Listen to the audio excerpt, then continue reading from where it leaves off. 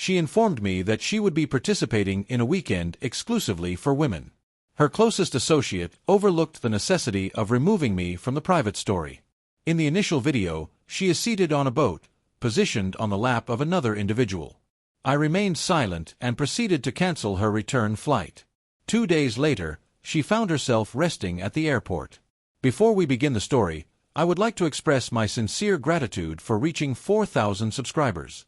I sincerely appreciate all the support received. Let us continue our progress.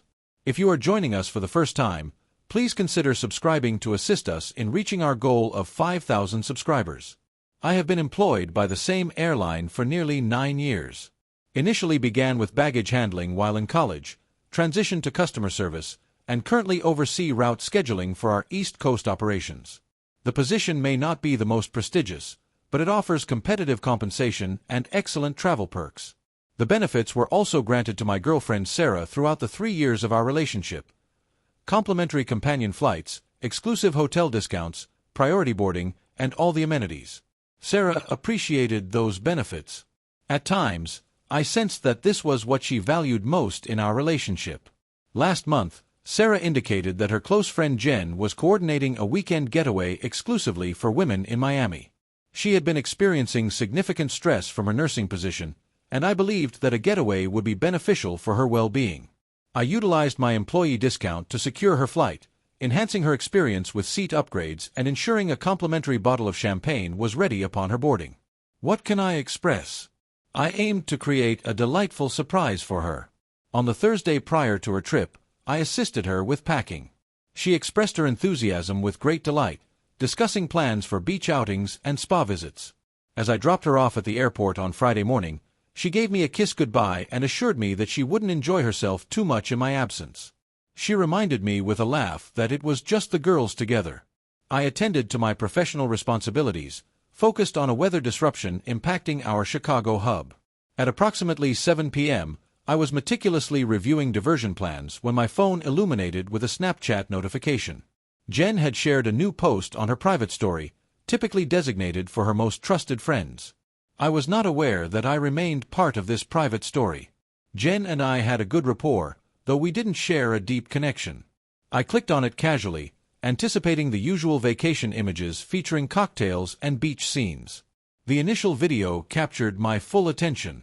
Sarah was seated on what appeared to be a chartered boat, comfortably positioned on a gentleman's lap, with his arms elegantly encircling her waist. She was laughing, reclining against him as he softly whispered something in her ear. Jen's caption stated, "Day 1 and Sarah is already forming connections. Go for it." I viewed the video loop 3 times, observing new details with each iteration.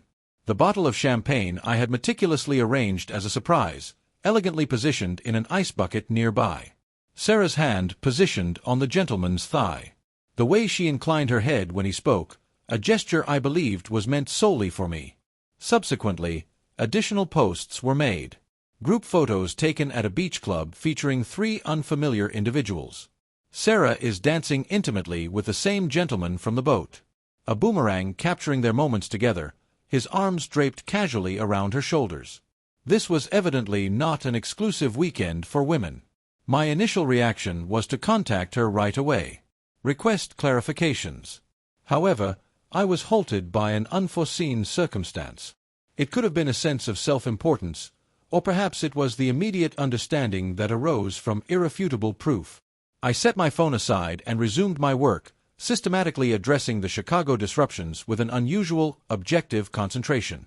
Upon the conclusion of my shift at 11 p.m., I made my way home in quiet contemplation. Kong konak, kong ko kuak goi. The only sounds are the tires on the asphalt and my thoughts solidifying into a well-structured plan. I recognized that our relationship had come to an end. That aspect was definitive. However, what is the best way to conclude it? A text appeared inadequate for a span of 3 years combined. A confrontational approach was not aligned with my preferences, and disappearing without communication seemed unrefined. This situation required a different approach. Upon arriving home, I proceeded to open my laptop and navigate to the airline's employee portal. Sarah's return flight was set for Sunday evening. I reviewed the passenger information, observing that she had utilized my companion benefit with my employee authorization. The company's policy was unequivocal. These advantages necessitated continuous verification of employment and relationship status. I did not proceed with the cancellation of her ticket. Such an action would have been quite apparent and possibly in violation of company policy. I have submitted an update to HR concerning my relationship status and have removed her from my employee benefits profile, effective immediately. The system would automatically flag her return reservation for payment verification as the companion benefit had expired. Would still retain a seat. She will simply need to settle the payment at the airport, at the highest last-minute fare pricing. Subsequently, I ascended the stairs and commenced the organized packing of her belongings. Calmly and methodically, she sorted her belongings from mine. Apparel and luggage. Personal care items and containers. Books and knickknacks meticulously packaged. 3 years of carefully curated belongings, meticulously organized and prepared for relocation. I refrained from accessing her Snapchat or Instagram notifications once more. No necessity for that. I was fully informed and prepared to make my decision. Saturday unfolded in an unusual sphere of efficiency. I meticulously cleaned the house, eliminating every sign of our shared life. The sheets have been changed. Furniture has been rearranged. Our playlists have been removed. Meanwhile, Sarah's narrative progressed with additional Miami escapades, entirely oblivious to the surprises that lay ahead. She sent me several messages. Informal updates that preserved the narrative of a girl's getaway. I look forward to our next meeting. The spa experience was exceptional. Jen sends her greetings. We will be dining at the establishment you suggested. I wish you were present. Ensure you maintain a balanced approach to your efforts. I responded with similarly relaxed replies, showing no signs that anything was different.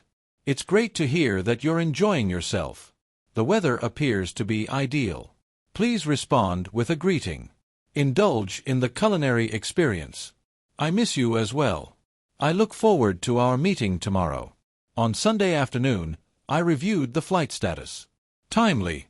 Subsequently, I proceeded to her sister's residence, aware that she possessed an extra tea.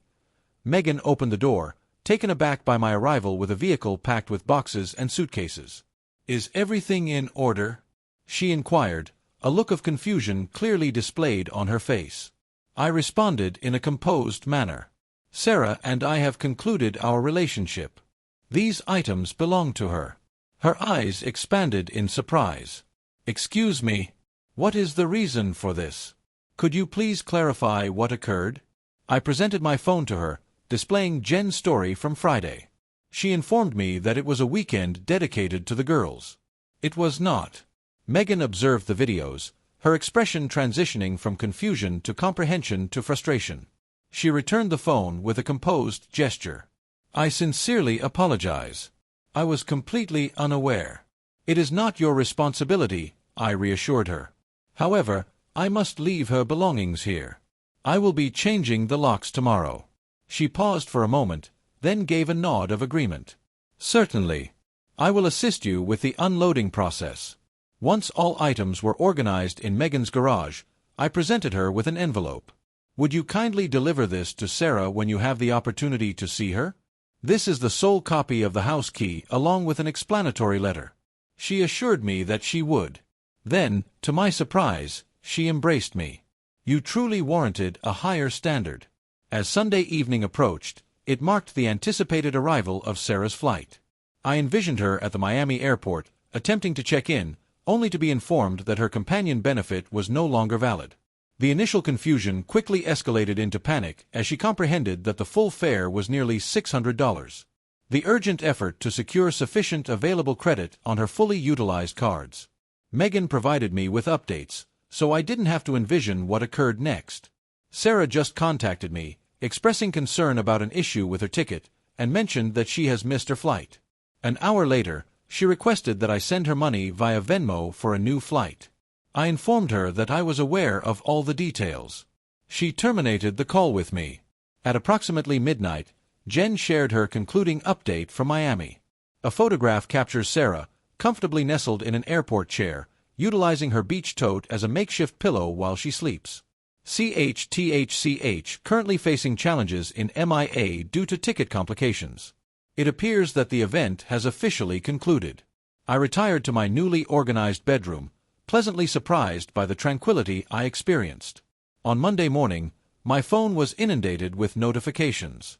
Sarah had meticulously assembled all the details and was infuriated. Her messages arrived in quick succession. Were you aware? So, you allowed me to remain at this airport throughout the night? Please answer your phone at your earliest convenience. I was required to rest on the floor due to your actions. How could you treat me this way? Following a period of 3 years, I chose not to respond to any of them. At approximately midday, she implemented an alternative strategy. I am ready to provide a comprehensive explanation for everything. It did not appear as it seemed. That individual held no significance. It was merely a light-hearted activity.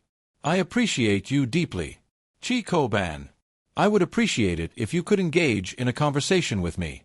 Nevertheless, I chose to remain silent. By evening, she successfully secured an economical flight back and proceeded directly to our residence. Currently, it is solely my residence. She discovered that her key was ineffective. Based on the security camera footage, she pressed the doorbell multiple times, then waited on the porch for nearly an hour before ultimately contacting her sister. Megan collected her and likely ensured that both her belongings and my letter were delivered. At 9:42 p.m., I received a final text from Sarah. I had no intention of causing you any pain. I understand that it is no longer significant at this point. Farewell. 3 weeks have passed. It has come to my attention via mutual acquaintances that Sarah has taken up temporary residence with Megan prior to securing her own accommodation. She is informing others that I reacted excessively to her forming a new friendship in Miami. Jen seems to be quite remorseful about her involvement and has been reaching out to me to express her apologies. I have not yet provided a response. At work, I received recognition for my management of the Chicago disruption. It seems that my intense concentration that evening, following the revelation of Sarah's betrayal, led to one of the most effective recovery planning sessions my supervisor had ever witnessed. The atmosphere of the house has changed significantly now.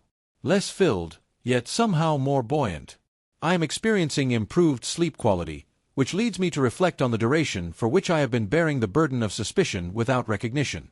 Yesterday, I utilized my employee travel benefits for the first time since the recent events. I have arranged a solo trip to Seattle for next month. 1 seat available. Kong Ko Jia Ve Cho Bandong Han.